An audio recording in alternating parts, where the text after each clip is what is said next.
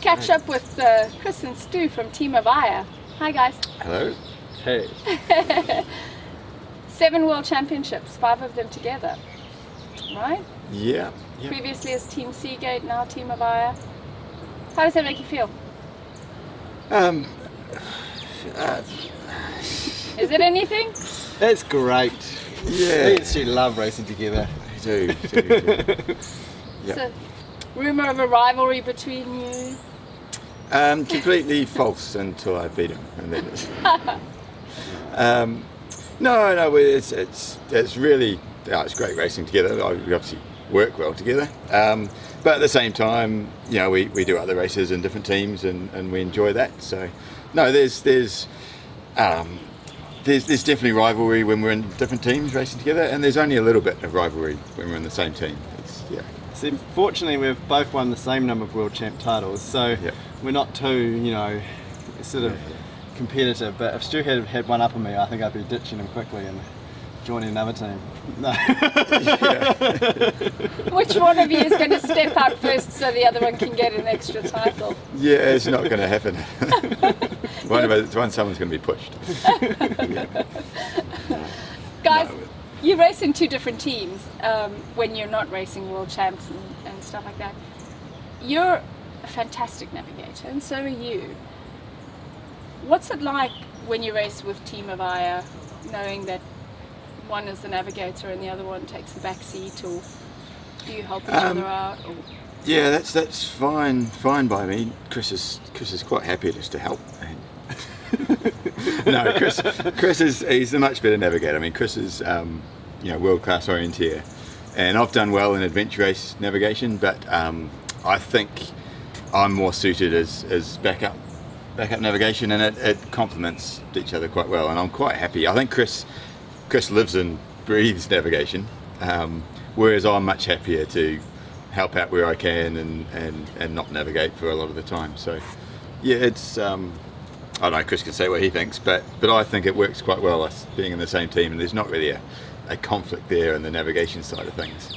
Yeah, no, because I know lots of people always, wonder how 2 navigators sort of get on together on the team, and there's not like conflicts, and someone's like wanting to go some way and another person wanting to go another way. But I think a lot of it's experience, I guess, both working together and also in navigation in general. That I think often the more experience you have with the navigation, the more you sort of, I guess, know if things are all matching up, and if Stu says, I think we're here or whatever, then I guess it's nice to consider some options, and someone's like, oh yeah, that's probably right or not. But I guess generally it's very rare for someone to be confident it's one way and someone confident, because normally you're only confident because things all match up, and it's the same for both of us. So on that front, it's to me, I guess I used to navigate by myself, and still occasionally, I guess, I'm on teams when I more or less just do the navigation. But I actually really enjoy having someone else to bounce ideas off, and I guess it just makes it more fun, even when you've got someone to sort of share the, I don't know, I guess I actually quite enjoy the challenge. The challenge.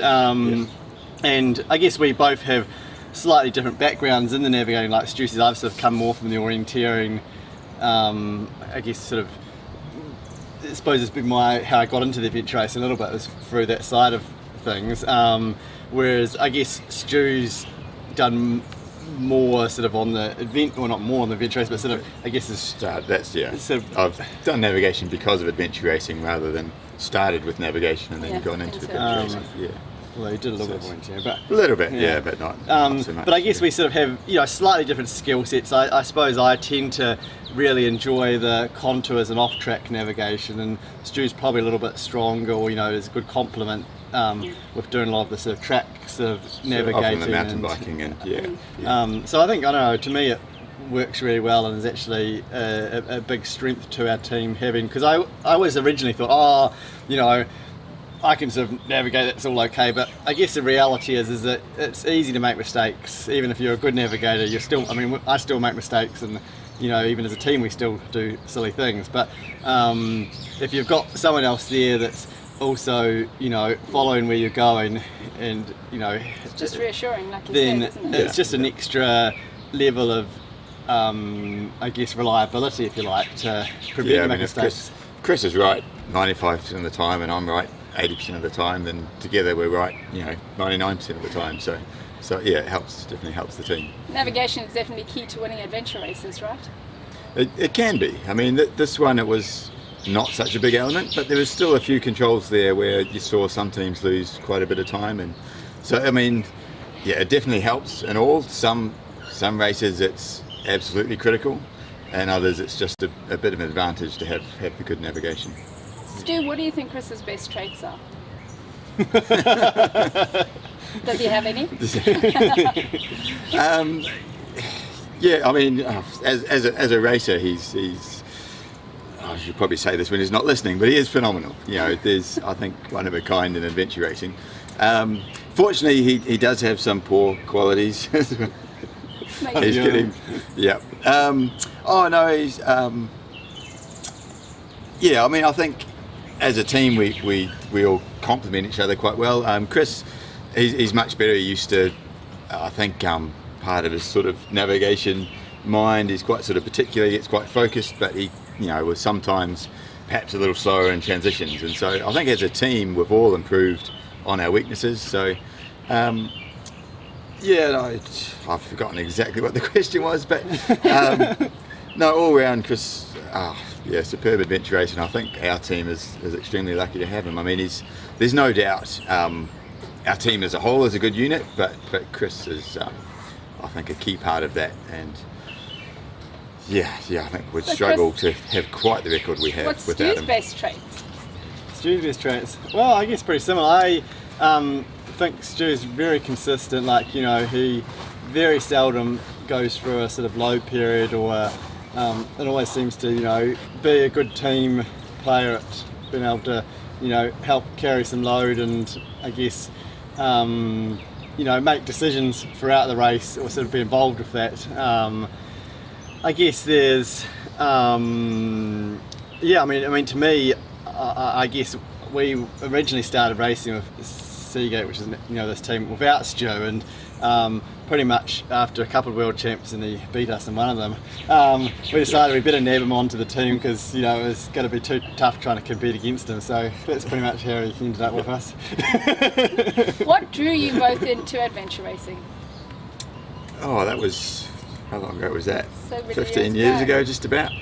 For me, I think, in New Zealand, there's a lot of multi-sport, and there's a lot of outdoor, running and biking, and then the combination.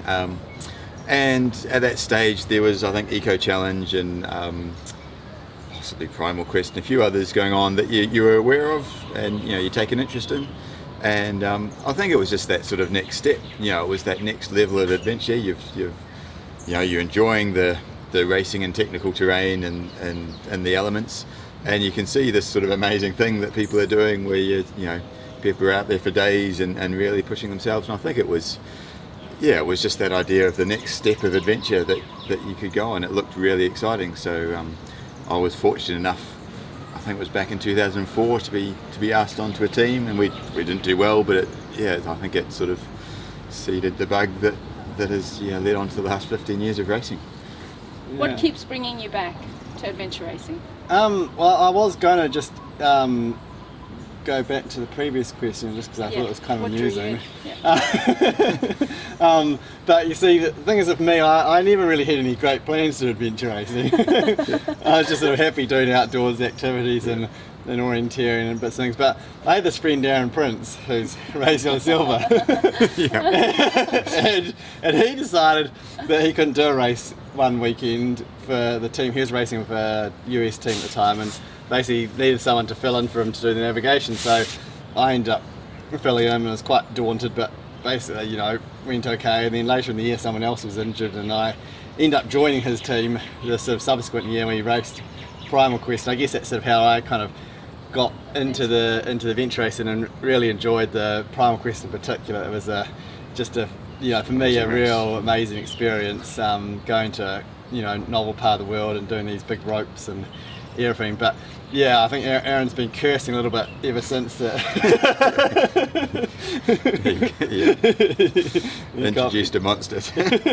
Yeah. Would you say it's the team aspect of adventure racing that draws you to a degree? Oh well, that's part of it. I mean, achieving these things as a team is a pretty cool feeling. Like when we finished the other day and you're as a team on the beach together and you're reflecting on what you've achieved as a team. There's a lot of unique challenges.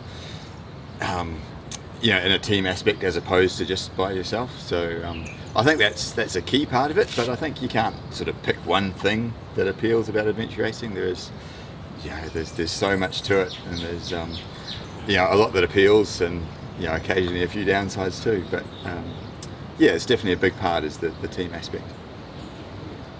What countries have you travelled to because of adventure racing? Well, there's been a lot. Yeah. I've never been to sort of, I guess, really into Central Asia yet. With I'm yet. Well, that sounds like next year there's one in Sri Lanka.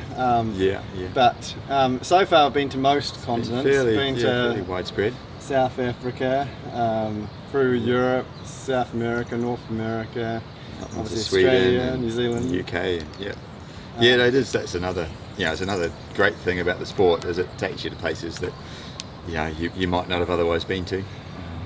Certainly, we're fortunate to be in a good team that has gotten us to different races all around the world. So it's been pretty cool. Are there still any Aero World Series races that you'd like to go and do? Definitely. Yeah. There's always seems to be new ones popping up, and I guess it's tricky because you do kind of, I guess, having done a lot of races, you end up, I don't know, perhaps not getting, what's the word? I guess you get maybe more fussy with the racing, and I guess it's also time away from home and everything, and so it is a little bit. Even though every race I'm like, oh, that sounds real fun. There's also work and other things that have to sort of fit in there, and so it is a bit of a I guess balance between going and doing the racing and. Yeah, there's definitely a downside to we're pretty sick of. You get sick of the travelling, not the once you get there, but so so there's. There's a lot of organisation. Yeah, each race there's certainly some points you think, oh, why am I going? It's usually completely offset once you start and you're out there, but there's a bit of a trade-off as to how many you can do and But we've done quite a few. Yeah, we've been fairly widespread. Yeah, I think been down in Patagonia and into the States. I would like to do get up to Canada or somewhere up there, which I haven't really been to at all. But there's the list of sort of there's millions of unexplored places, but the list of ones that I'd really like to go to is diminishing, I think. So it's been fairly fulfilling so far. Not a bad problem to have, is it? Yeah. Thanks, guys. It's been great catching up with you. Cool. No problem. Thank you. Bye.